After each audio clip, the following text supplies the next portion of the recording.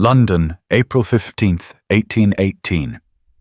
The chandeliers of Lady Harrington's ballroom blazed with 1,000 candles, their light refracting through crystal droplets and casting dancing shadows across the silk-clad assembly below. The spring evening had turned unseasonably warm, and the press of bodies made the air thick with competing perfumes, the sweet heaviness of hothouse roses, and something sharper beneath it all, the acrid scent of nervous perspiration that Clara Pembroke had learned to recognize as the particular fragrance of guilt. She stood at the periphery of the glittering crowd, her deep green gown chosen specifically to blend with the damask wallpaper,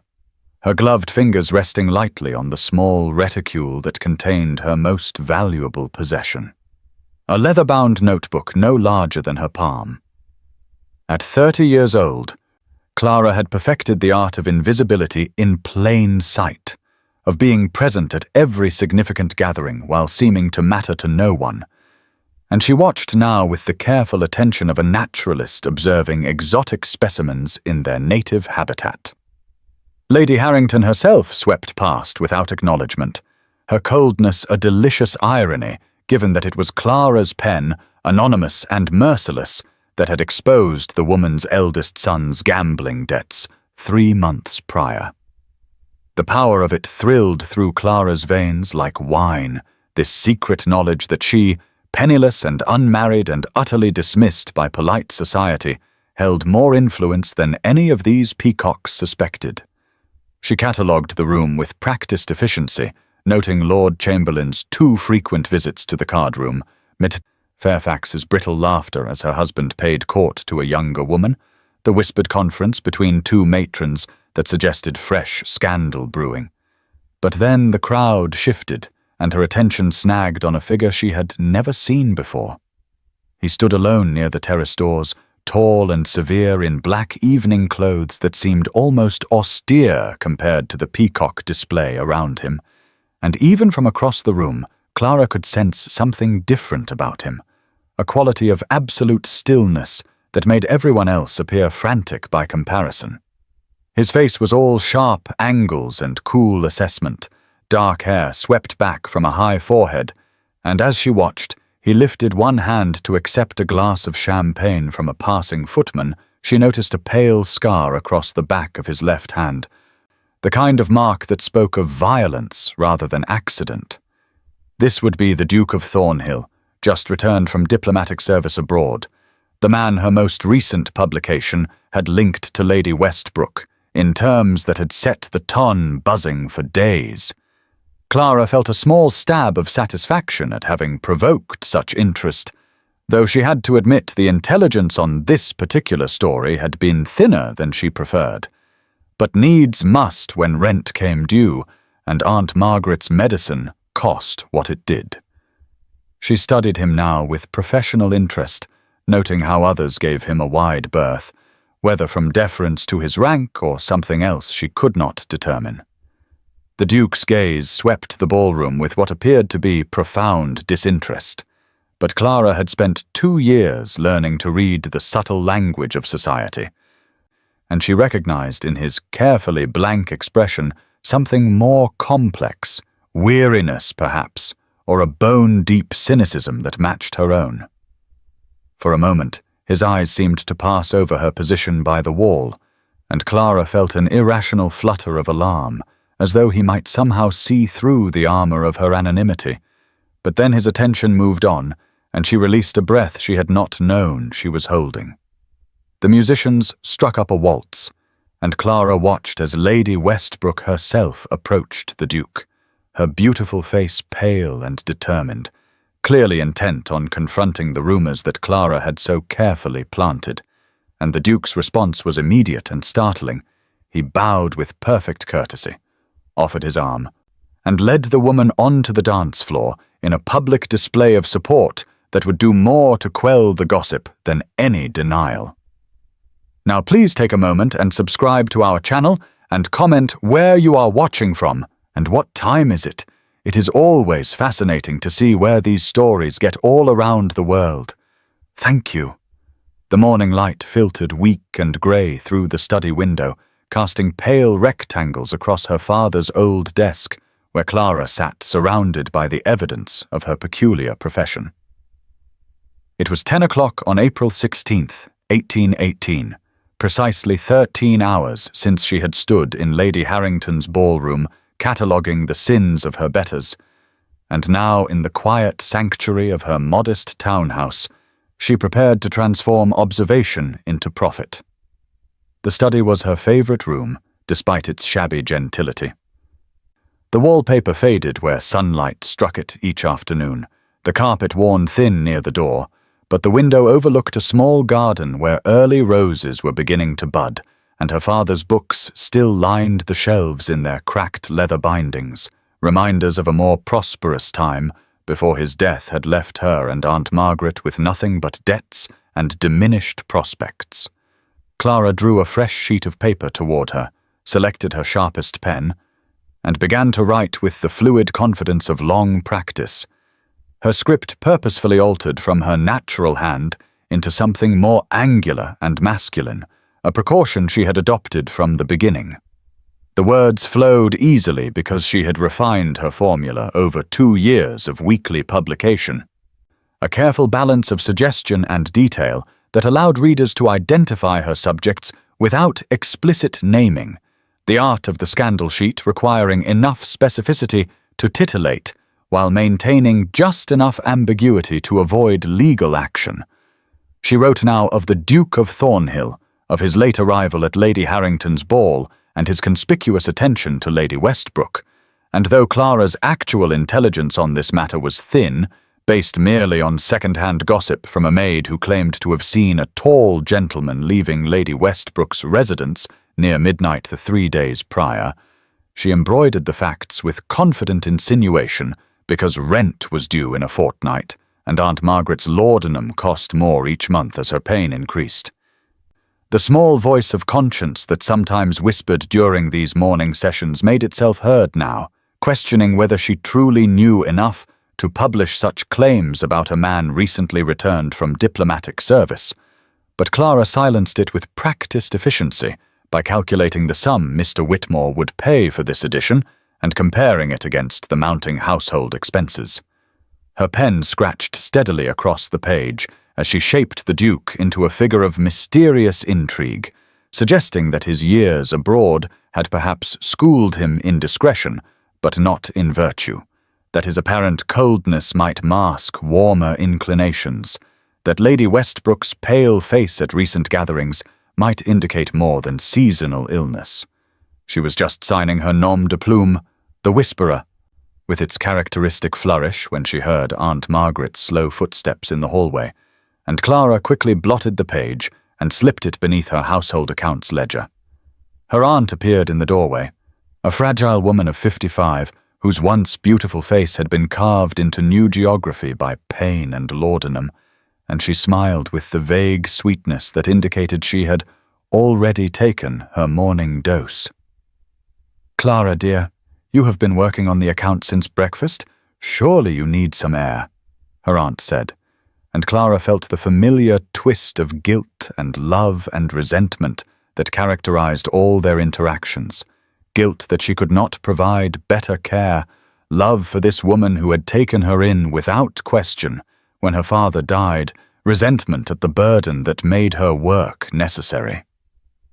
She promised to walk in the garden later and watched her aunt drift away before retrieving her manuscript and reading it through with a critical eye, noting with satisfaction that she had captured exactly the right tone of knowing suggestion. By noon she had made a fair copy and sealed it, and at 2 o'clock she delivered it personally to Mr. Whitmore's print shop in a narrow street near Cheapside, where the printer accepted her pages and her instructions without question because he had learned long ago that the Whisperer paid promptly and generated sales that made curiosity unprofitable.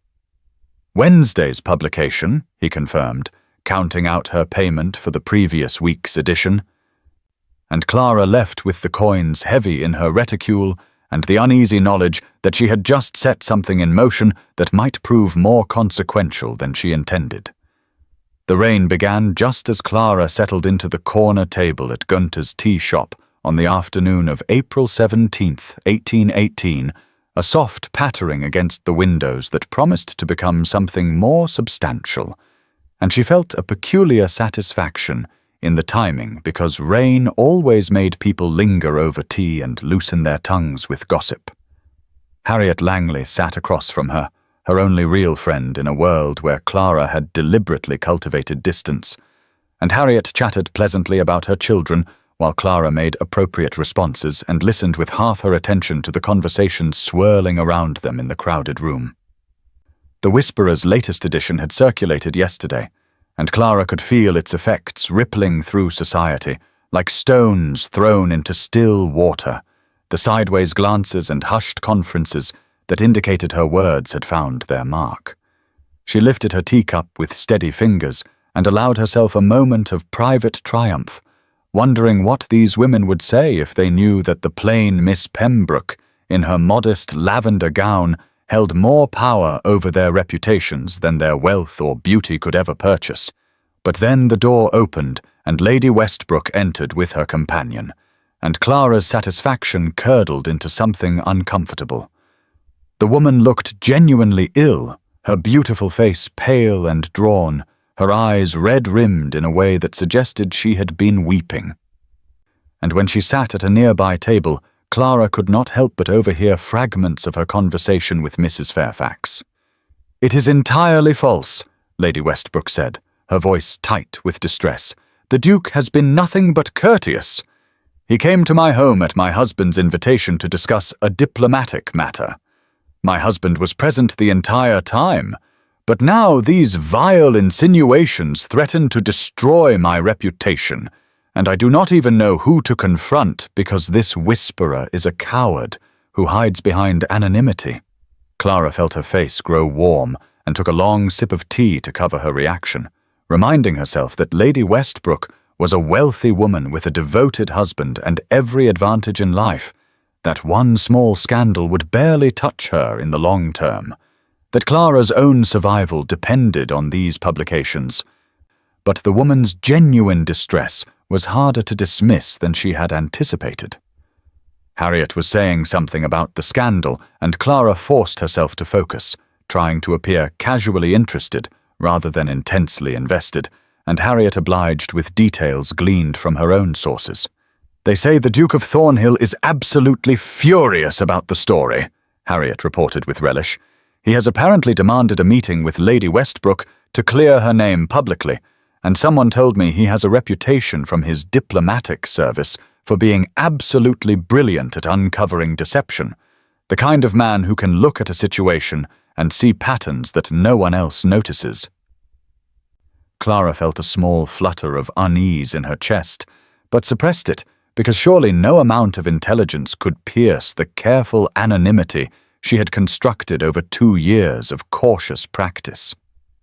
The rain intensified against the windows, and through the glass, Clara watched the street become a river of mud and puddles, and she thought about the Duke's face at the ball, that quality of absolute focus and cool assessment, and wondered for the first time whether she might have chosen the wrong target for her pen. The heavy knock at the front door came at 6 o'clock on the evening of April 18th, 1818, just as the rain that had threatened all day finally arrived in earnest. And Clara felt her stomach drop even before their aging housekeeper, Mrs. Davies, shuffled past the parlor to answer it, because respectable callers did not arrive unannounced at this hour and in this weather. She set down her teacup with studied calm, and reminded herself that Aunt Margaret was safely away visiting the Fairfax family for the evening, that whatever this interruption portended, she would face it alone without risk of exposing her aunt to unpleasantness. But then Mrs. Davies appeared in the doorway with confusion written across her weathered face, and announced that the Duke of Thornhill requested an audience with Miss Pembroke on a matter of some urgency. Clara's mind went perfectly blank for 3 seconds, while her heart hammered against her ribs, and then training took over, and she heard herself say with creditable composure that she would of course receive his grace. and watched Mrs. Davies withdraw to show him in. He entered the modest parlour like a storm given human form, all controlled power and focused intensity, water darkening the shoulders of his greatcoat, and his dark hair slightly disordered by wind, and Clara rose from her chair because her legs somehow still functioned, despite the terror coursing through her veins. "Your Grace," she said, "this is most unexpected." And he replied, "Miss Pembroke, I apologize for the irregularity of this call, but the matter cannot wait." And his voice was deep and steady and contained no anger at all, which somehow frightened her more than rage would have done. She gestured to the chair opposite hers with a hand that did not quite tremble, and offered tea with automatic politeness, but he remained standing and said, "I think we can dispense with the social niceties, Miss Pembroke, as I believe you know why I am here." She forced herself to meet his eyes, those grey eyes that had seemed merely cold at Lady Harrington's ball, but now appeared sharp enough to cut through every defence she possessed, and said, "I cannot imagine what business the Duke of Thornhill might have with me. We have never been introduced." He smiled then, a thin expression without warmth, and drew from his coat pocket a folded news sheet, which she recognized with sinking certainty as the latest edition of The Whisperer. "I have spent the past 24 hours conducting a rather interesting investigation," he said, his tone conversational as though they discussed the weather, "and I have discovered several fascinating connections that I thought you might wish to discuss." Clara kept her expression carefully neutral and replied, "I am afraid I do not take your meaning," and he said, "Then allow me to be more clear," and proceeded with methodical precision to dismantle every protection she had built over 2 years of careful anonymity. He spoke of linguistic patterns he had identified in her scandal sheet, specific phrases and constructions that appeared also in a letter she had written 3 years ago to a charitable subscription that he had obtained from their records, the distinctive rhythm of her sentences and her particular choices of metaphor. He mentioned the timing of her father's death, and the subsequent first publication of The Whisperer, exactly 6 weeks later when her financial distress would have become acute. The correlation between stories published and her documented presence at specific social events. The fact that Mr. Whitmore the printer had been seen accepting delivery of manuscripts from a woman matching her description on precisely the schedule The Whisperer maintained. He noted that she had been observed at Lady Harrington's ball, watching him specifically during the brief period he had spoken with Lord Carstairs near the refreshment table, the same period that had been referenced with suspicious accuracy in the false story about Lady Westbrook. With each detail, Clara felt her defences crumble further until she stood exposed before him, and when he finally fell silent, the only sound was rain lashing the windows and her own rapid breathing. She considered denying everything, but recognized the futility in his steady gaze, considered fleeing, but knew she was trapped as surely as if he had locked the door, and instead she lifted her chin and said, "Very well, Your Grace. You have been remarkably thorough. What is it you want from me?" The silence between them stretched for several heartbeats after Clara posed her question, and Alexander finally moved to sit in the chair opposite hers, his movements deliberate and controlled, as though he had carefully considered each action. And when he spoke again, his voice had lost some of its earlier hardness and taken on a quality of weary determination. "I want your help, Miss Pembroke," he said, "and I am prepared to offer you both protection and compensation in exchange for it. But first I must ask you to listen to something that very few people know, and which I would not share except that circumstances leave me no choice." Clara felt her fear recede slightly in the face of her curiosity, and she sat down as well, acutely aware that the tea service between them had gone cold, and that the rain outside had intensified until it created a strange intimacy in the small parlour, sealing them away from the world beyond. She watched him carefully, noting the way his jaw tightened before he continued, the way his left hand, with its distinctive scar, flexed once against his knee as though bracing for pain. 2 years ago in Vienna, he said, my younger sister Sophia was killed when the carriage she was traveling in was attacked on a road outside the city, and the official report stated that it was a robbery gone wrong. But I have reason to believe that it was an assassination intended for me that took her life instead. Clara felt genuine shock ripple through her and said, without thinking, I am deeply sorry for your loss, Your Grace, and meant it with a sincerity that surprised her, and he acknowledged her words with a slight nod before pressing on. I was serving in a diplomatic capacity at the time, he explained, negotiating certain sensitive matters between Britain and several continental powers, and I had discovered evidence that information from our delegation was being leaked to French agents, intelligence that was costing lives and compromising our negotiations. But before I could identify the source, there was an incident at an embassy reception and I was injured, and he gestured to the scar on his hand. And while I was recovering, someone gave Sophia my schedule and sent her in a carriage they told her I would be taking, and she died in the attack meant for me. The anguish beneath his controlled words was unmistakable,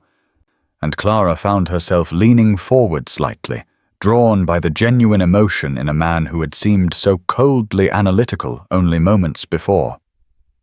When I returned to London 3 days ago, he continued, I came with evidence that the conspiracy did not end in Vienna, that someone in London society is continuing to pass intelligence to French agents, and that they are using an ingenious method to hide their communications in plain sight within the constant stream of gossip and scandal that circulates through the ton.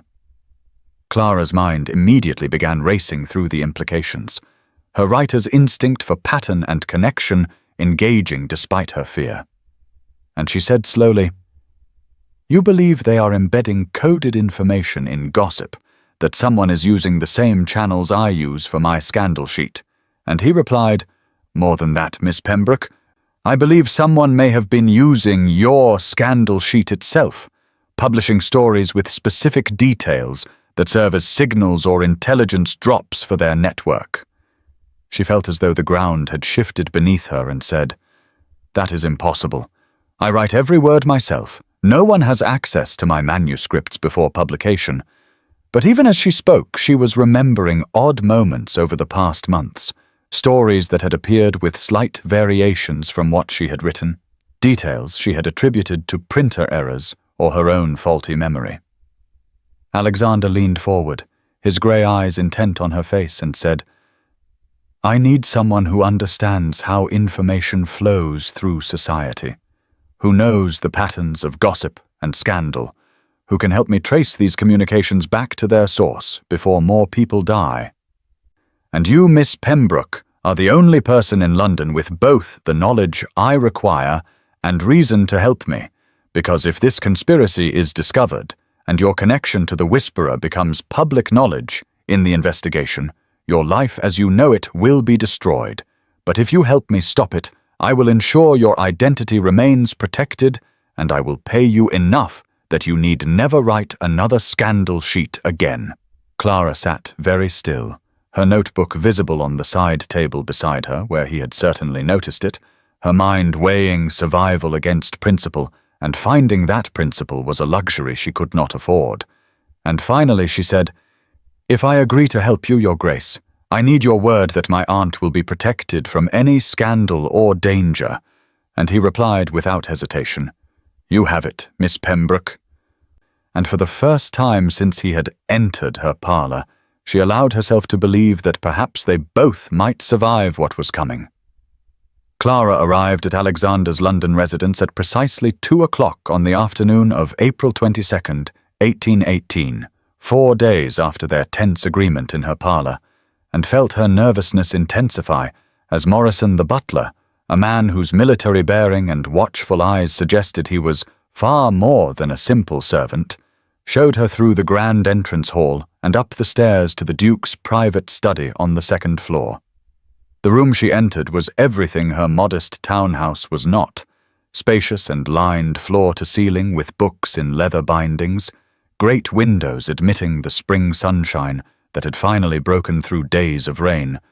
and a massive desk covered not with the usual aristocratic clutter, but with maps of Europe, stacks of diplomatic papers, and what appeared to be coded correspondence in several languages. Alexander rose from his chair as she entered, and she noticed that here in his own domain he seemed somehow more substantial, less the cold figure from the ballroom, and more a man in his natural element. And when he said, "Miss Pembroke, thank you for coming. I realize this situation is highly irregular," his voice carried a warmth that had been absent during their first encounter.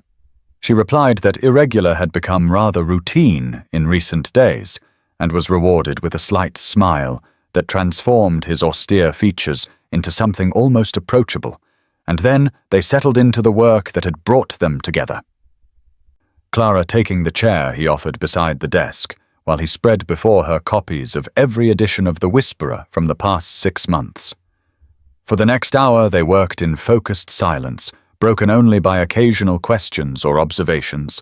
Clara reading through her own words with new eyes, while Alexander cross-referenced each scandal sheet against a timeline of diplomatic incidents he had compiled, and gradually a pattern began to emerge that sent cold understanding down her spine.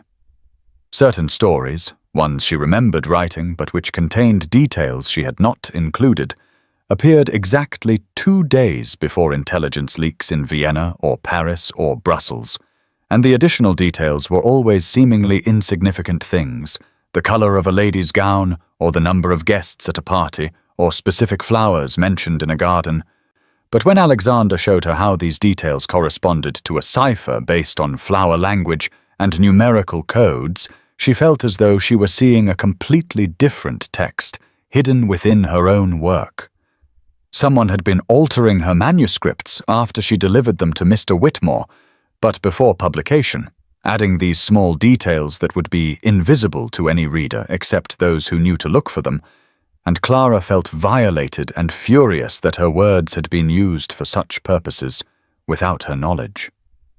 She looked up from the papers to find Alexander watching her with an expression that held both sympathy and something else she could not quite name. And he said quietly,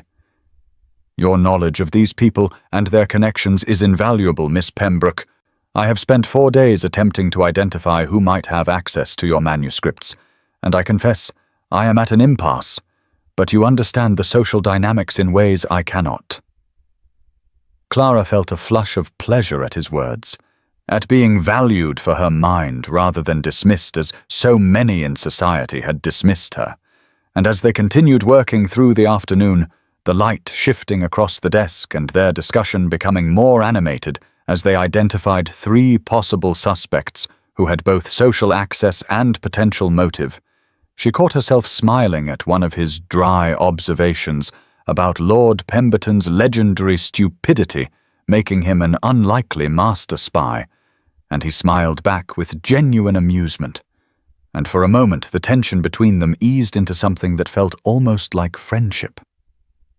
By the time Morrison knocked to announce it was past 6 o'clock, and perhaps Miss Pembroke required refreshment, Clara's fingers were stained with ink from taking notes, and Alexander had noticed this detail, his gaze lingering on her hands with an expression she might have called charmed, if such a word could apply to a duke. And when she rose to leave with their list of suspects and plans to investigate further, she realized that somewhere in those 4 hours she had stopped being quite so afraid of him, and had started being afraid of something else entirely. The evening of April 25th, 1818, found Clara standing beneath the illuminated arches of Vauxhall Gardens at precisely 8 o'clock. Wearing a silver mask that concealed the upper half of her face and a gown of deep blue silk that she had borrowed from Harriet with trembling hands and weak justifications about needing to observe society for her writing, and though the masquerade offered the promise of anonymity, and the gardens were crowded with revelers in fantastic costumes, Clara felt exposed in a way that had nothing to do with society's judgment, and everything to do with the tall figure in a simple black domino who materialized beside her with the quiet intensity she had come to recognize as distinctly Alexander's. He looked different tonight, dressed more casually than she had ever seen him, the formality of his usual attire replaced by dark clothing that allowed him to blend into the shadows, and when he said softly, "Miss Pembroke, you look well," she felt warmth rise in her cheeks and was grateful for the mask that hid her reaction. They had come to observe Lord Carstairs, one of their 3 remaining suspects, who was known to frequent Vauxhall and whose financial difficulties made him a plausible target for French recruitment. And as they moved through the crowds, keeping a careful distance from their quarry, Clara found herself hyper-aware of Alexander's presence beside her, the way his hand occasionally touched her elbow to guide her through the press of bodies, the protective way he positioned himself between her and the rougher elements of the crowd. The gardens were ablaze with colored lanterns strung through the trees, and the sounds of music and laughter filled the air. And under other circumstances, Clara might have found the scene romantic. But tonight, every sense was focused on the grey-haired man 20 paces ahead of them, who had just turned down one of the darker walking paths away from the main pavilion. Alexander leaned close to murmur, "Stay behind me," and Clara felt his breath against her ear and had to force herself to concentrate on the investigation rather than the sudden racing of her heart. And together they followed Carstairs down the shadowed path until he stopped in a secluded alcove where another figure waited, a man Clara did not recognize, who handed Carstairs what appeared to be a letter. She shifted position to see better, and her foot caught on an exposed root,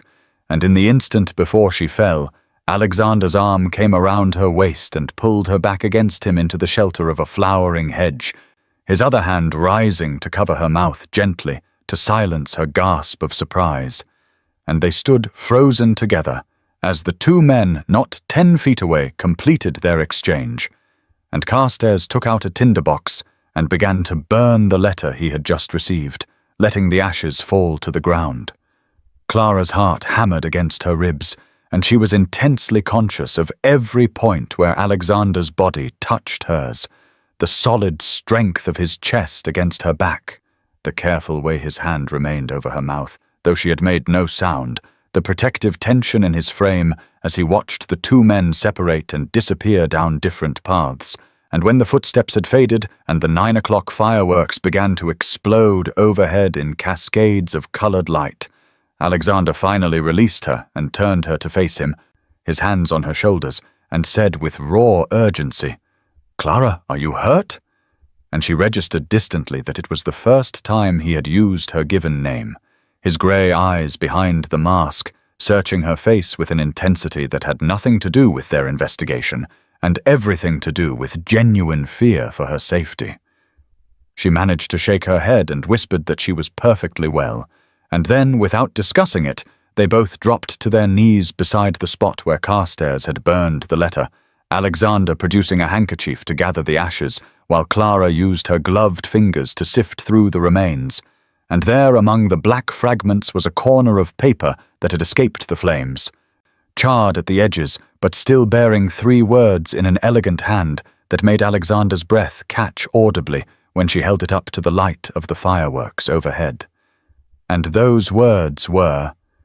"Sinclair confirms Thursday next," and Clara felt triumph and terror surge through her in equal measure as she realized they had found their proof and that the danger was now infinitely more real than it had been when this was merely theory and supposition.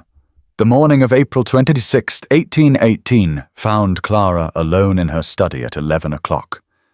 11 hours since Alexander had handed her into his carriage outside Vauxhall Gardens, with a lingering pressure of his fingers against hers, and a low-voiced instruction to rest well that had made sleep entirely impossible. And now she sat at her father's old desk, staring at the charred fragment of letter they had recovered.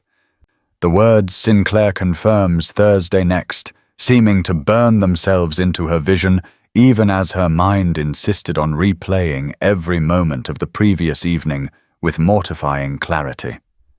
The weight of Alexander's arm around her waist, the careful way his hand had covered her mouth, the raw urgency in his voice when he had called her Clara for the first time. These sensations haunted her with an intensity that felt dangerous and foolish in equal measure, and Clara recognized with sinking certainty that she had committed the cardinal sin of allowing herself to develop feelings for a man so far above her station that the very idea of anything beyond their temporary partnership was laughable. She forced herself to turn away from such thoughts and toward the investigation, spreading before her the network of contacts and sources she had cultivated over 2 years of writing The Whisperer, and began systematically researching everything she could discover about Alexander Beaumont, Duke of Thornhill, telling herself this was merely professional thoroughness, even as her heart hammered with each new detail she uncovered. Through discreet inquiries to her most reliable gossips, through old letters and society pages she had saved, through the memories of those who had known him before Vienna, Clara pieced together a portrait that made her chest ache with understanding and resignation.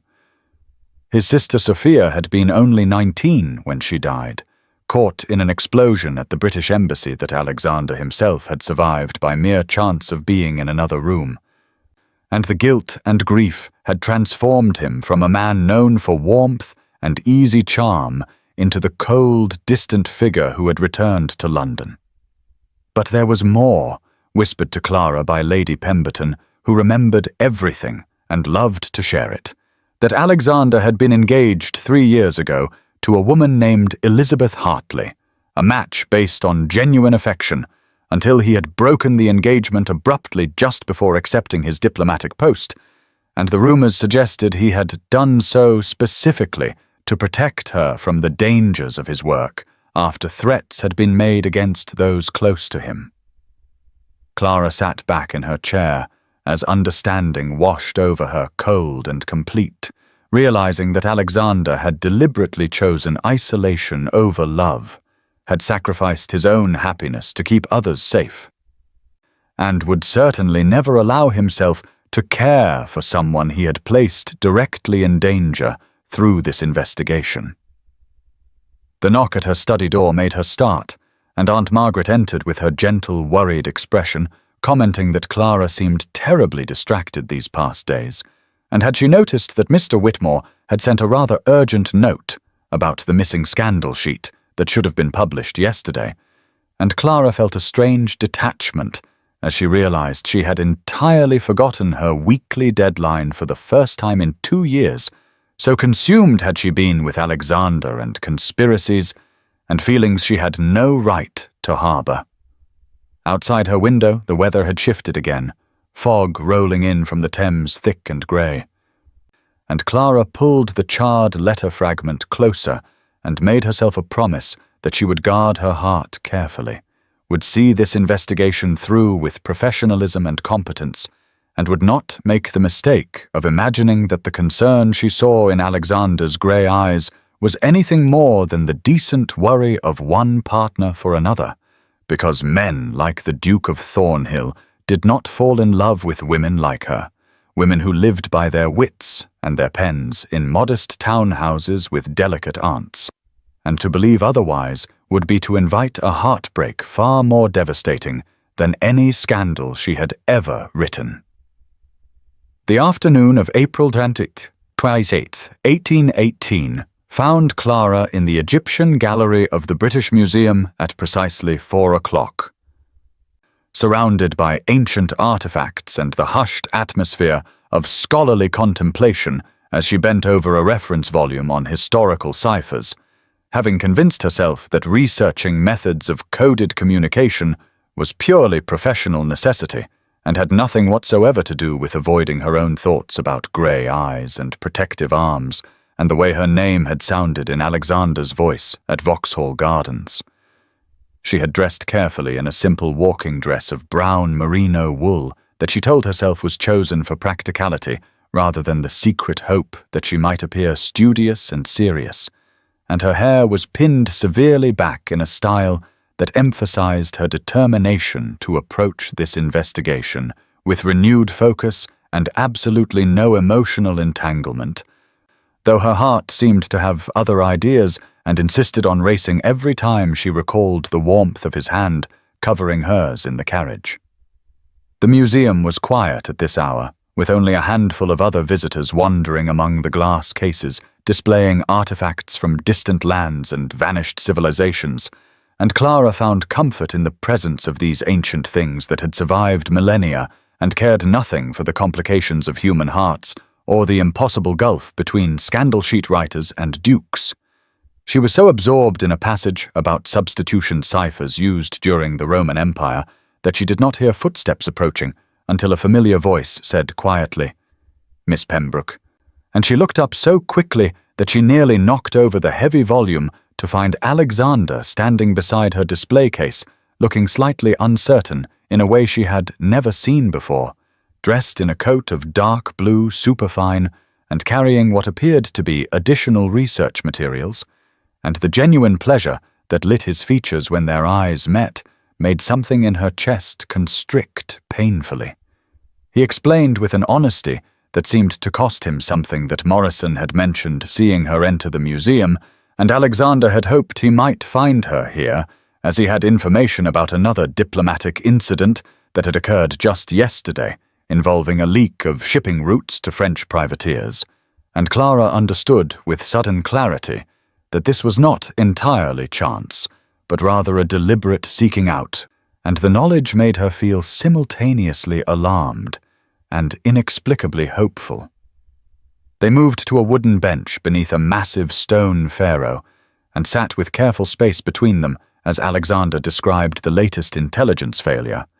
But then somehow the conversation shifted, and he was telling her about visiting this very gallery as a boy, with his mother who had been a passionate student of ancient languages and had filled his childhood with stories of lost civilizations and forgotten wisdom.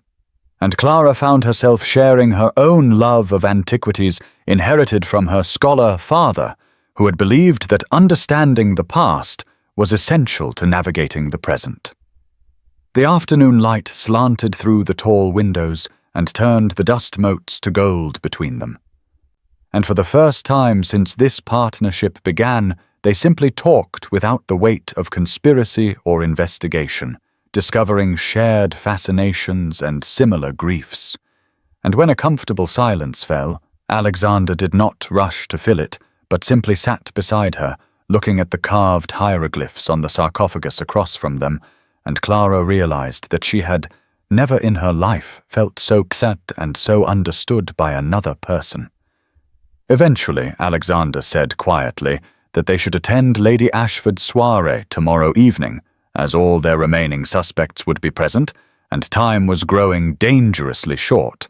and Clara agreed with an outward composure that concealed her awareness that every moment in his company was making it harder to protect her heart. And as they rose to leave, he mentioned almost casually that he had noticed she had not published The Whisperer in 2 weeks, and hoped that was not causing her financial difficulty, as he would be happy to advance her payment. And the thoughtfulness of his concern, combined with his careful avoidance of judgment about her circumstances, made Clara want to weep with gratitude and frustration in equal measure, because how was she supposed to guard herself against falling completely in love with a man who noticed such things and cared enough to mention them? The evening of April 29th, 1818, found Clara standing in Lady Ashford's overcrowded drawing room at precisely 10 o'clock, wearing the deep green silk gown she had worn to Lady Harrington's ball 14 days earlier. The choice a deliberate reminder to herself of who she had been before Alexander Beaumont had appeared in her parlour and turned her orderly if lonely world into something infinitely more complicated and dangerous, and she pressed herself against the wall near the potted palms, trying to appear unremarkable, while her mind worked with desperate intensity to make sense of the fragments they had gathered over weeks of investigation. Alexander stood across the room, engaged in conversation with Lord Pemberton, his posture relaxed and his expression one of polite boredom, but Clara had learned to read the tension in his shoulders and the way his left hand flexed slightly when he was concentrating, and she knew he was as alert as she to every conversation and movement in this gathering, where all three of their remaining suspects were present, along with half of fashionable London. Lady Catherine Sinclair moved through the crowd with the ease of someone entirely comfortable in society, her pale blue gown and sapphire jewelry marking her as a woman of considerable wealth and impeccable taste. And she was the hostess's younger sister, which meant she had helped plan this evening and knew precisely who would attend,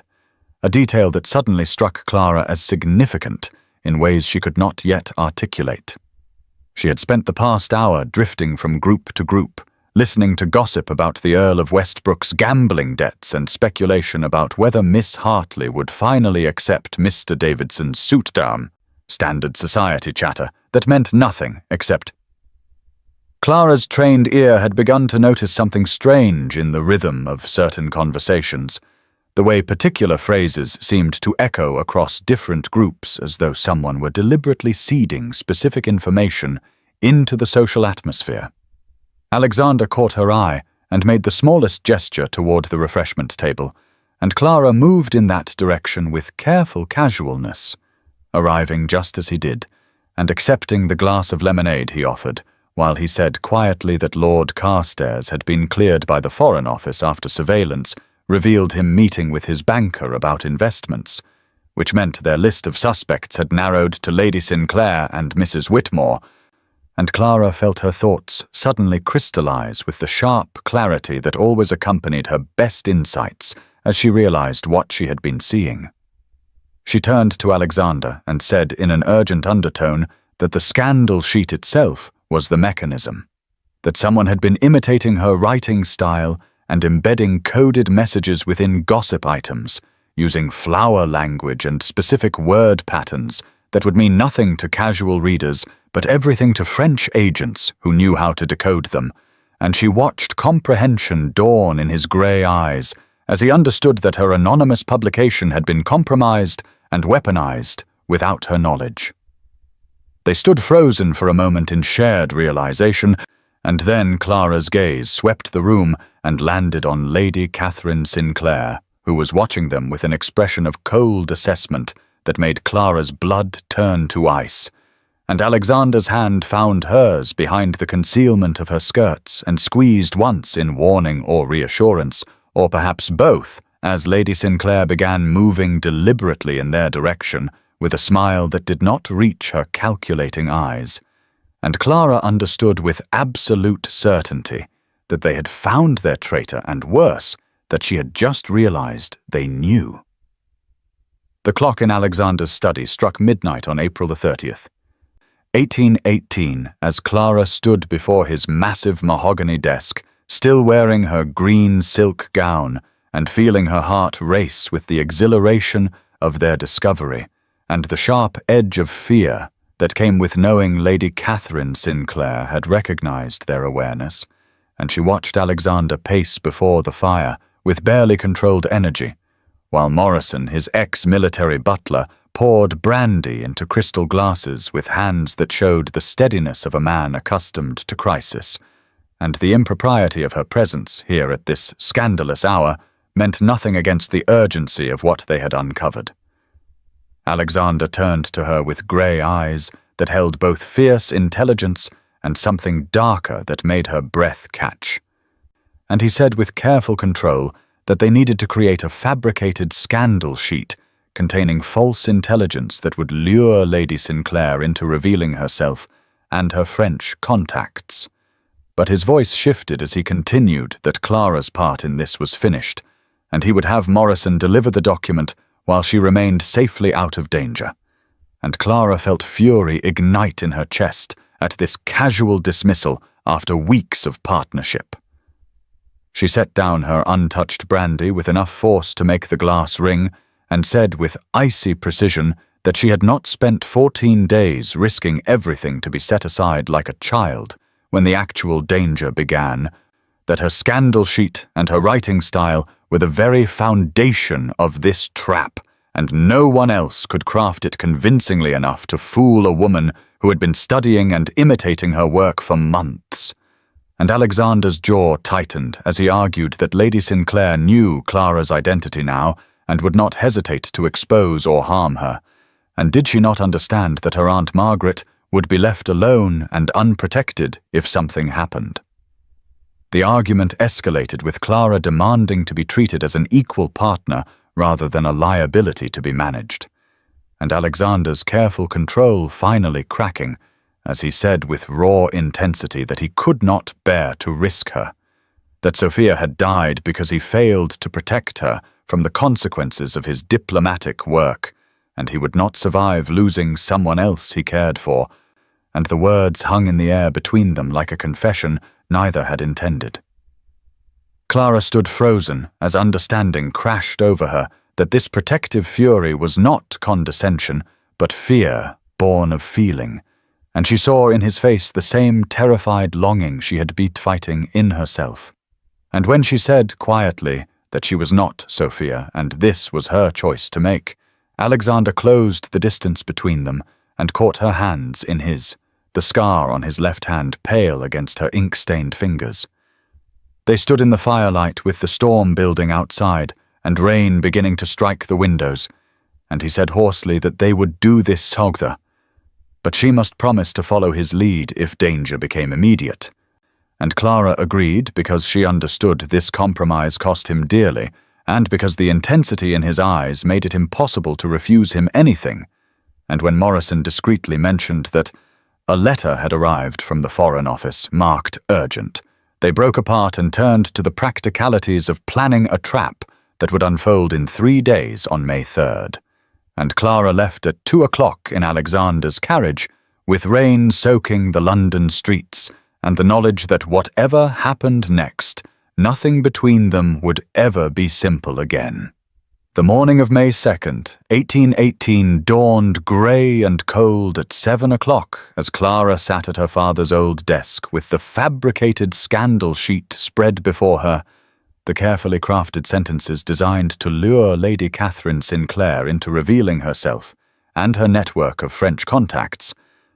and her ink-stained fingers trembled slightly as she read through the coded intelligence one final time, knowing that tomorrow night everything would come to a crisis point that could end in triumph or disaster for them both.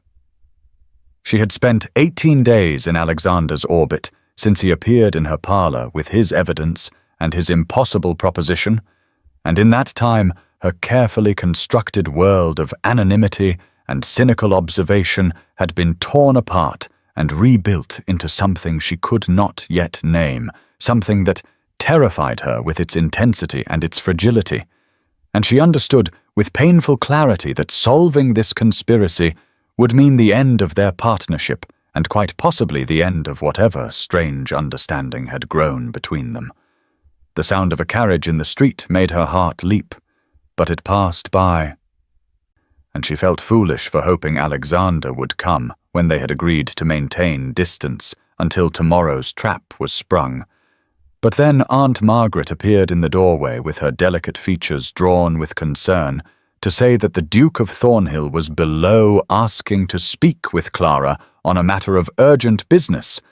and Clara felt her pulse accelerate as she descended the stairs to find Alexander standing in her modest front parlour, looking as though he had not slept, his cravat slightly loosened, and his grey eyes holding an expression she could not decipher. He turned as she entered, and said without preamble that the Foreign Office had moved up the timeline and they must execute the trap tonight instead of tomorrow. That Lady Sinclair had been observed preparing to leave London, which meant she suspected their awareness and was fleeing before they could act, and Clara felt the careful plans they had constructed over days suddenly collapse into frantic improvisation, as Alexander explained that Morrison had already delivered the false scandal sheet to their arranged contact point,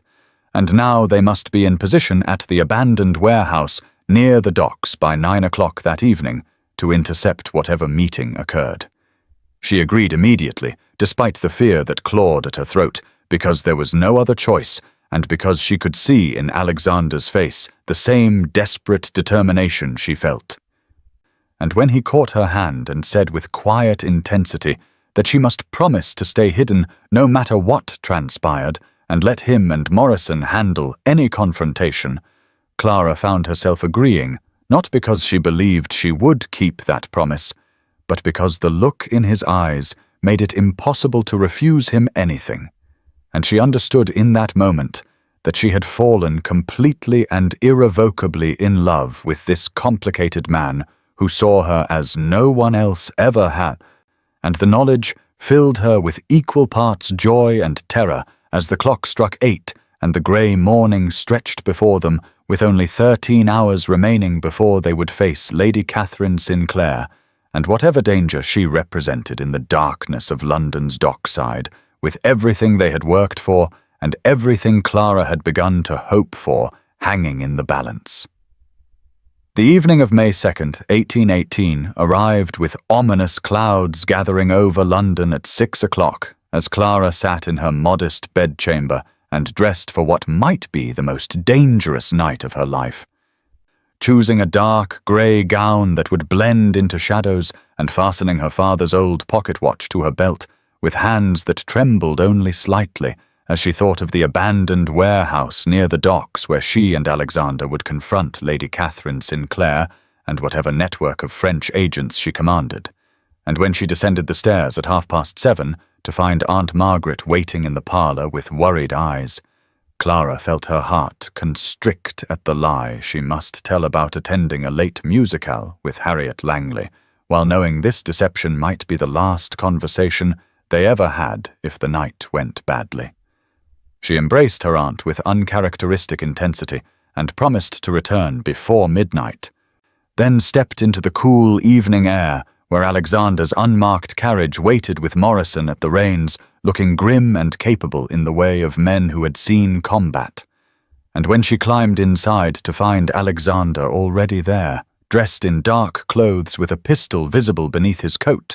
the reality of what they were about to do crashed over her with terrifying clarity as he met her eyes and said quietly that it was not too late for her to stay behind, that he would understand if she chose safety over this dangerous gamble. Clara felt anger flash through her fear and replied with icy precision that they had been through this argument already, and she would not abandon their partnership now, when her knowledge of Lady Sinclair's writing patterns and coded methods was essential to identifying whatever contact the woman would meet. And besides, she had not spent 19 days building this investigation to miss its conclusion, and Alexander's jaw tightened, but he nodded and took her hand briefly in acknowledgement of her courage before releasing it as the carriage lurched forward through darkening streets toward the docks. They rode in tense silence, broken only by the clatter of wheels on cobblestones and the distant sounds of the river, and Clara watched London transform from fashionable squares to progressively rougher neighbourhoods until they reached the warehouse district, where fog rolled off the Thames and obscured the narrow streets in grey murk that smelled of salt and rot, and Morrison pulled the carriage to a stop 2 blocks from their destination and turned to say in his gruff military voice that he would position himself at the north entrance while His Grace and Miss Pembroke watched from the south, and if there was trouble they should signal with the lantern and he would come armed. They alighted into the damp evening at 8:15 and moved through the fog like ghosts toward the abandoned warehouse, and Clara felt Alexander's hand at her elbow, guiding her over treacherous cobblestones while her heart hammered against her ribs with a mixture of fear and exhilaration. And when they reached the building with its broken windows and sagging roof, he drew her into the shadows of a doorway across the street where they would have clear view of anyone entering, and pressed close beside her in the darkness. And she could feel the heat of his body and hear his steady breathing, and knew that whatever happened in the next hours would determine not just the success of their investigation, but the entire shape of her future. And at 8:30, as church bells tolled across the fog-bound city, they saw the first figure approaching through the mist, and recognized the distinctive silhouette of Lady Catherine Sinclair arriving early to meet her French contact, and the trap they had so carefully constructed over weeks of dangerous work was finally springing closed. The evening of May 2nd, 1818, at 8:45, found Clara pressed into the shadows of the doorway, with Alexander's solid warmth at her back, and her breath coming in shallow, careful draws as they watched Lady Catherine Sinclair disappear into the abandoned warehouse. And for 8 agonizing minutes they waited in the fog-thick darkness, while Clara's mind raced through every possible outcome of the trap they had constructed. And then a second figure emerged from the mist, moving with the confident stride of someone who believed himself unobserved. A tall man in a dark coat, whose face remained hidden until he passed beneath the single flickering street lamp, and Clara recognized with shock the features of Lord Edmund Carstairs, whom they had investigated and cleared 3 days prior at the British Museum, which meant their entire analysis had been wrong, or else Lady Sinclair had more than one accomplice working in coordination. She felt Alexander tense behind her as he too recognized Carstairs, and his hand came to rest briefly on her shoulder in a gesture that might have been warning or reassurance, or both. And then Morrison appeared like a ghost from his position at the north entrance and made the hand signal they had arranged, meaning a third person had entered from the riverside of the building, and Clara understood with terrible clarity that they were facing not a simple exchange between 2 conspirators, but an entire network meeting in the darkness of this warehouse, while she and Alexander watched with inadequate planning and insufficient force to stop whatever was unfolding. Alexander leaned close enough that she could feel his breath against her ear, and whispered that she must go.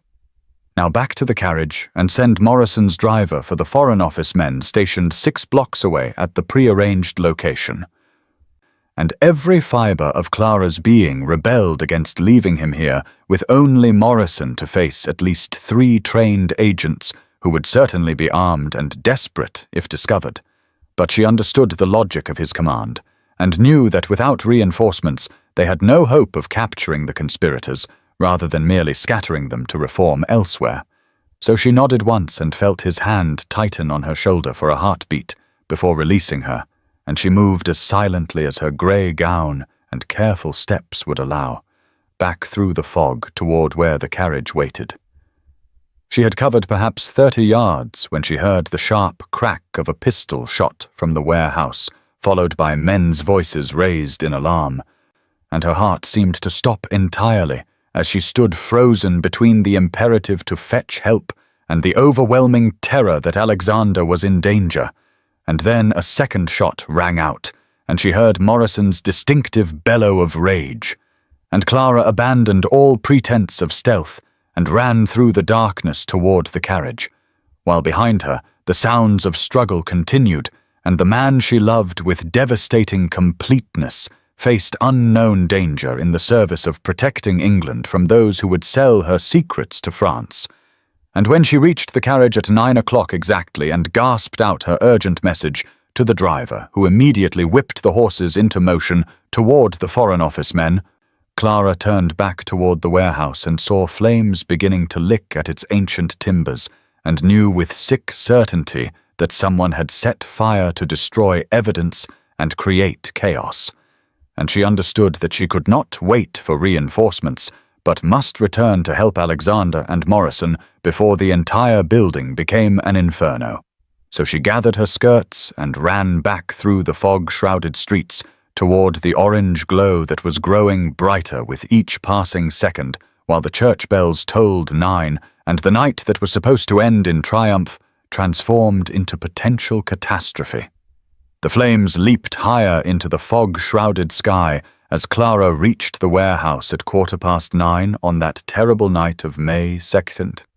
1818, and found the south entrance where she and Alexander had stood watching, now blocked by fire that roared with unnatural intensity, suggesting accelerants had been used, and she circled toward the riverside entrance where Morrison had positioned himself, while her lungs burned from running and her mind screamed with terror at what she might find inside. And when she rounded the corner, she nearly collided with Morrison himself, who was dragging an unconscious man in French military dress toward the dubious safety of the fog, while blood streamed from a cut above the butler's eye, and he barked at her to get back to safety. But she grabbed his arm and demanded to know where Alexander was, and Morrison's grim expression told her everything she feared as he said, "His Grace had gone deeper into the warehouse, pursuing Lady Sinclair, who had the documents they needed while Carstairs had attacked, and Morrison had been forced to choose between following his master and preventing this French agent from escaping. And Clara understood that Alexander was alone inside a burning building, facing at least 2 dangerous conspirators with no backup and no way out if the fire spread further. She released Morrison's arm and turned toward the river entrance before he could stop her, and the former soldier's protest followed her into the smoke as she ducked through the doorway into hell itself, where flames consumed ancient timber and created pockets of searing heat alternating with corridors still passable.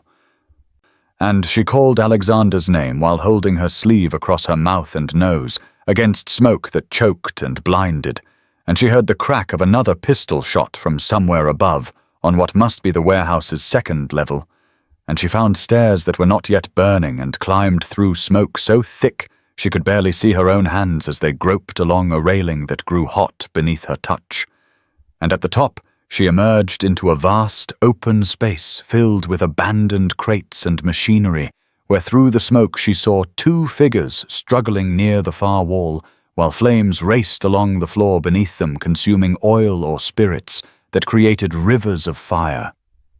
And she recognized Alexander's dark coat, and saw that he was grappling with Lord Carstairs, while Lady Sinclair stood 10 feet away, holding a pistol trained on both men, with her face twisted into something feral and desperate, as she shouted that she would kill them both before surrendering the papers that would expose the entire French intelligence network in London.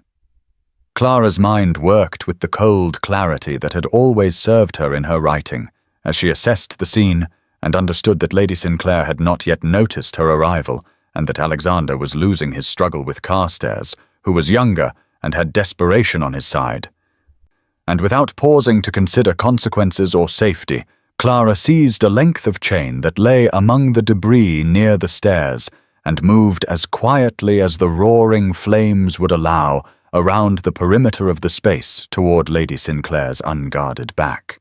And she had covered perhaps half the distance when a falling beam crashed between them and sent up a shower of sparks that made Lady Sinclair spin toward the noise with her pistol raised, and their eyes met across 15 feet of burning warehouse, and Clara saw recognition and calculation flash across the other woman's face in the instant before the pistol swung toward her. And Alexander's voice roared her name with such anguish that time seemed to stop as Clara dove behind a crate and heard the shot splinter wood inches from where her head had been. The echo of Lady Sinclair's pistol shot still hung in the smoke-thick air at 9:30 on that catastrophic night of May 2nd, 1818, as Clara crouched behind the crate that had saved her life and heard Alexander's roar of anguish transform into a sound of pure fury, and through a gap in the burning debris, she saw him wrench free from Carstairs with a violence she had not imagined possible from a man who carried himself with such controlled elegance, and he drove his fist into the younger man's jaw with enough force to send Carstairs stumbling backward into a stack of crates that collapsed in a crash of splintering wood. And then Alexander was running toward Clara's position with his face a mask of terror and rage, while Lady Sinclair swung her pistol to track his movement, and Clara understood with crystalline clarity that the woman would shoot him rather than allow him to reach the cover where Clara hid. So she did the only thing her mind could conceive in that fragment of a second, and rose from behind the crate, with the chain still gripped in her hands, and threw it with all the strength her terror could provide, toward Lady Sinclair's head. The chain struck not the woman's skull as Clara had desperately hoped, but her outstretched arm holding the pistol, and the impact sent the weapon spinning away across the warehouse floor to disappear into smoke and shadow, and Lady Sinclair screamed with rage and pain as she clutched her injured wrist. And then Alexander reached Clara, and his hands were on her shoulders, and his eyes were wild as he demanded to know if she was hurt. While behind him, Carstairs was struggling to his feet, and the flames were consuming the floor between them and any possible exit. And Clara shook her head and gasped that she was unharmed, and tried to tell him they needed to retrieve the documents Lady Sinclair had been protecting. But her words were lost as a section of the roof collapsed 20 feet to their left and sent up a column of sparks and burning debris that forced them all to scramble backward from the suddenly intensified heat. Lady Sinclair had abandoned her injured arm and was now frantically searching the ground for her fallen pistol, while Carstairs moved toward her, calling that they must escape immediately before the entire building came down. And Clara saw the leather document case lying where Lady Sinclair had dropped it near an overturned barrel, perhaps 15 feet away through a corridor of flame that was growing narrower with each passing second. And she pointed and shouted to Alexander that they must get those papers before the fire consumed them. And she saw calculation and fear war across his features as he looked from her to the case to the advancing flames. And then he was pulling off his coat and soaking it in a puddle of water that had leaked from a broken pipe. And he wrapped the wet fabric around his left arm and told Clara, with a voice that brooked no argument, that she would stay exactly where she stood while he retrieved the case. And before she could protest, he was moving through the smoke toward the documents, while Lady Sinclair spotted him and screamed for Carstairs to stop the Duke, and Clara watched with her heart in her throat as the man she loved risked his life for evidence that might save England, but would certainly mean nothing if he died in the attempt. Alexander seized the document case at 23 minutes past 9 on that catastrophic night of May 2nd, 1818, and Clara watched through smoke and flame as Carstairs launched himself at the Duke with the desperation of a man who knew capture meant the noose, and the two men collided with brutal force that sent them both sprawling across the burning warehouse floor dangerously close to a river of flaming oil that spread like liquid death toward the walls.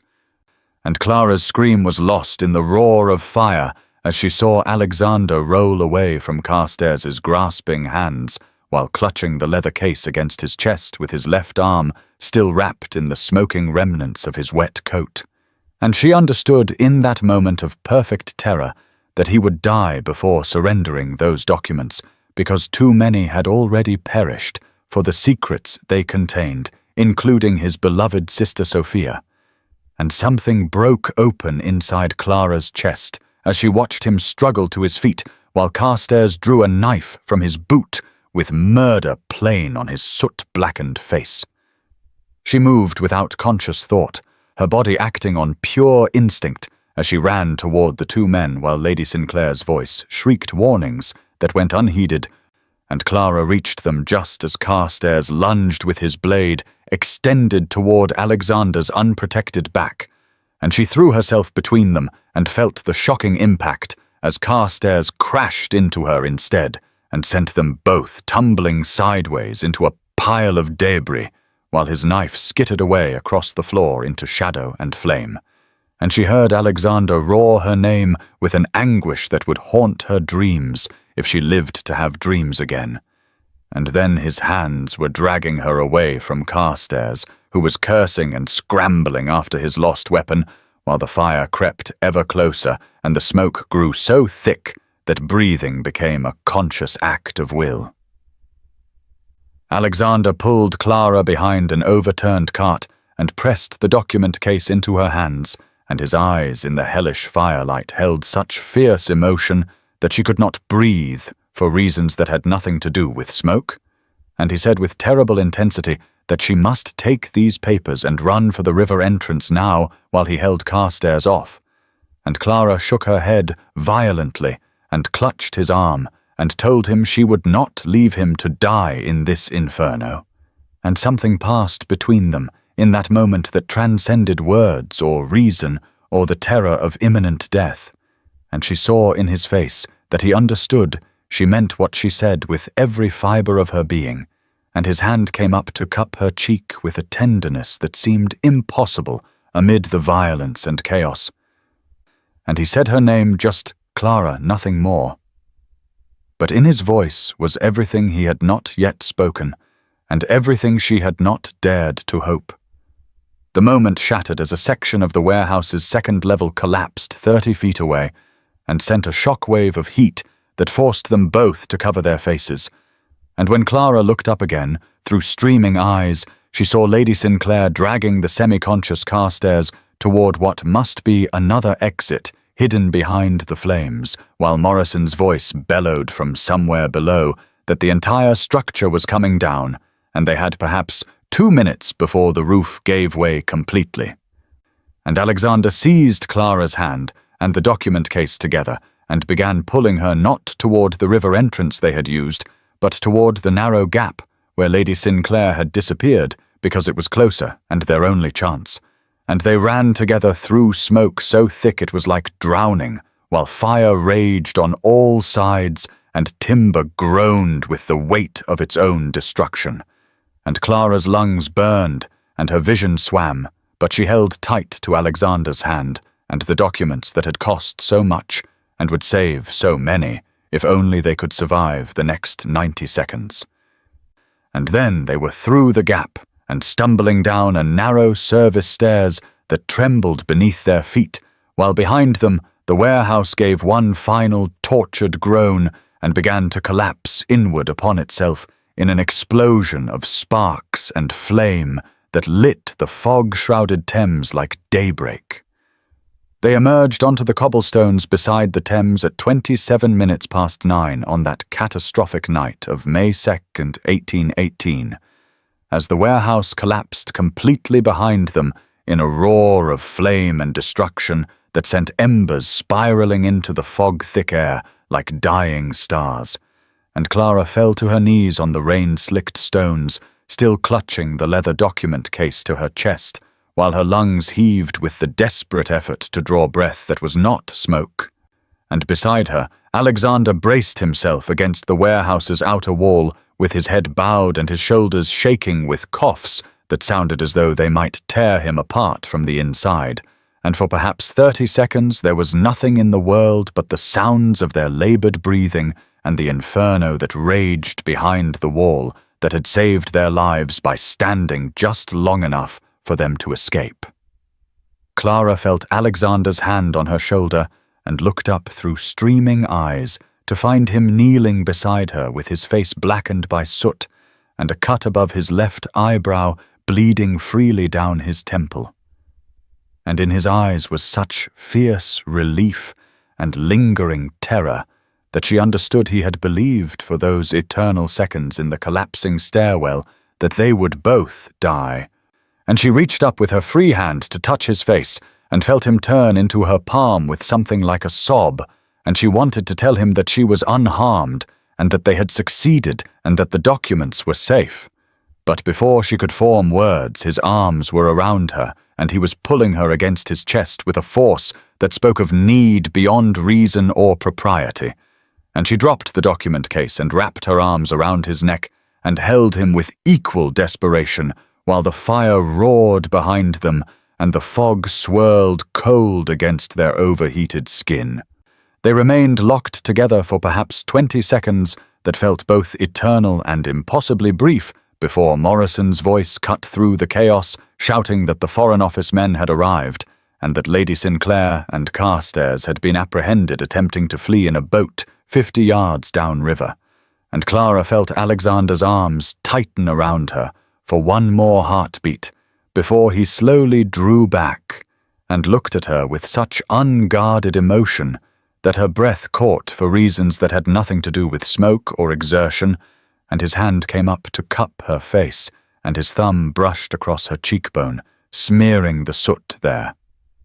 And he said her name in a voice rough with smoke and feeling, and told her that when he had seen her throw herself between him and Carstairs' knife, he had understood with perfect clarity that his life would mean nothing if she died to save it. The words hung between them, charged with everything unspoken, while around them men shouted orders, and the warehouse sent up fresh gouts of flame, and somewhere in the distance church bells began to ring the alarm, and Clara stared at Alexander and saw in his face the same terrifying recognition that was breaking open inside her own chest, that in 17 days they had somehow moved from adversaries to partners, to something far more dangerous than either investigation or attraction. And she opened her mouth to speak, though she had no idea what words could possibly encompass what she felt. But before she could make a sound, Morrison was beside them, with his military bearing somehow still intact, despite the soot covering his usually immaculate uniform. And he informed the Duke in tones that brooked no argument that they must move away from the building immediately as the fire brigade had arrived, and declared the structure in danger of taking down the neighboring warehouses if not contained. And Alexander nodded and climbed to his feet and extended his hand to Clara and pulled her up with careful strength. And she swayed slightly as the knight tilted around her and felt his arm come around her waist to steady her, while his other hand retrieved the document case from where it had fallen. And together they walked away from the inferno toward where a cluster of Foreign Office agents waited beside their horses, with Lady Sinclair and Carstairs bound and guarded between them. The Foreign Office men took custody of Lady Sinclair and Lord Carstairs at 9:34 on that catastrophic night of May 2nd, 1818, as the fire brigade worked with grim determination to prevent the burning warehouse from spreading its destruction to the neighboring buildings along the Thames. And Clara watched with strange detachment as the woman who had caused so much death and suffering was lifted into a closed carriage with her hands bound and her fine silk gown torn and blackened by smoke. And Lady Sinclair's eyes found Clara's through the fog and firelight, and held them for one long moment that contained neither remorse nor fear, but only cold calculation. And Clara understood that this woman would continue plotting even from the confines of whatever cell awaited her, because treachery was not simply what she did, but what she was at the deepest level of her being. The senior Foreign Office agent, whose name Clara learned was Colonel Hartwick, approached Alexander with military bearing despite the late hour and chaos, and extended his hand in a gesture that spoke of professional respect between men who had both served crown and country in dangerous ways. And Clara heard him tell Alexander that the documents recovered from the burning warehouse contained intelligence that would save dozens of British agents currently operating in France and the Low Countries, and that His Majesty's government would be formally grateful for the Duke's service, though of course the entire matter must remain absolutely confidential. And Alexander nodded with the weary acceptance of a man who had never sought glory or recognition, but had simply done what duty demanded regardless of personal cost. And Colonel Hartwick's gaze shifted to Clara, and she saw in his eyes sharp assessment as he asked Alexander if the lady could be trusted with the sensitive nature of what she had witnessed. And before Clara could speak, Alexander's hand tightened on her waist, where his arm still steadied her, and he said with quiet authority that Miss Pembroke had risked her life to secure those documents and could be trusted with far more than mere confidentiality. And something in his tone made it clear the subject was not open for debate. And the colonel nodded and told them both that they would need to provide formal statements to the Foreign Office within the next 48 hours, but that for tonight they should see a physician and rest. And then he was turning away to oversee the departure of his prisoners, and Alexander was guiding Clara toward where Morrison waited beside the Duke's carriage, looking remarkably composed for a man who had just participated in the capture of foreign agents and the escape from a burning building. Clara's legs trembled as they walked, and she was grateful for Alexander's supporting arm, because the night seemed to be catching up with her body all at once, and she felt suddenly desperately weary in a way that went beyond mere physical exhaustion. And when they reached the carriage, Morrison opened the door and gave her a look of such genuine concern that she felt unexpected tears prick her eyes because it had been so long since anyone beyond Aunt Margaret had cared whether she lived or died, and Alexander helped her into the carriage with careful attention and climbed in beside her, and Morrison closed the door, and the vehicle lurched into motion, carrying them away from the scene of flame and chaos toward whatever awaited them in the quieter darkness of Mayfair, and Clara leaned her head back against the velvet cushions and closed her burning eyes and felt Alexander take her hand in his, and neither of them spoke, because there were too many words between them now, and too few that could encompass everything that had changed in the space of 17 days. The carriage moved through the rain-slicked streets of Mayfair at 14 minutes past 10 on that catastrophic night of May 2nd, 1818, with its lamps casting wavering pools of golden light across the cobblestones, while inside Clara sat in silence beside Alexander, feeling the weight of everything that had happened settle over her like a physical thing,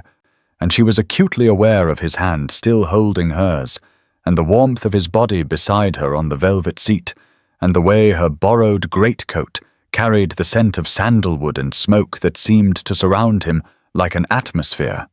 And she knew she should release his hand and move a proper distance away and say something light or practical to break the dangerous intimacy that had grown between them in the warehouse and the carriage ride that followed. But she found herself unable to do any of those things, because the truth was that she did not want to let go of his hand or move away or pretend that nothing had changed when everything had changed so completely that she could barely recognize the person she had been 17 days ago when she had sat in Lady Harrington's ballroom, believing herself invulnerable and alone by choice rather than by circumstance.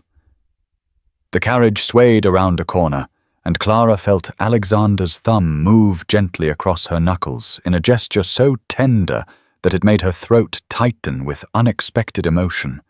and she turned her head to look at him through the dim lamplight, and found him already watching her with an expression that combined exhaustion and relief, and something deeper that made her heart beat faster despite her body's weariness. And she saw him open his mouth as though to speak, but then close it again, as if he had thought better of whatever words he had been about to offer, and the silence stretched between them, charged with everything unspoken, until Clara could bear it no longer, and she said in a voice roughened by smoke that she supposed he would be glad to be rid of her now that the investigation was concluded and she had served her purpose, and even as the words left her mouth, she regretted them because they sounded bitter and defensive, when what she had meant was that she could not imagine returning to her former life, now that she had experienced what it felt like to be truly seen by another person and valued for her mind rather than judged for her circumstances. Alexander's hand tightened on hers with sudden force, and he said her name in a tone that held both reproach and something fiercer. And then he was telling her that if she believed he had spent these 17 days thinking of her merely as a useful tool in his investigation, then she understood nothing of what had passed between them, or of what he felt, and Clara stared at him with her breath caught in her chest as he continued speaking with unusual urgency, saying that he had tried to maintain professional distance and had told himself repeatedly that the mission must take precedence over personal feeling, but that every hour spent in her company had made that resolution more impossible until he had reached the point where keeping her safe had become more important to him than catching traitors or serving Crown or maintaining the careful control he had practiced since Sophia's death. And Clara felt tears sting her smoke-damaged eyes as she heard in his words the echo of her own struggle and her own surrender to feelings she had never expected to experience. The carriage drew to a stop outside her modest townhouse at 23 minutes past 10, and Morrison opened the door, letting in a gust of cool night air that carried the scent of rain and spring flowers, and Clara realized with sudden panic that this moment was ending, and she did not know when she would see Alexander again, or whether the connection forged in danger and investigation could survive in the ordinary light of day.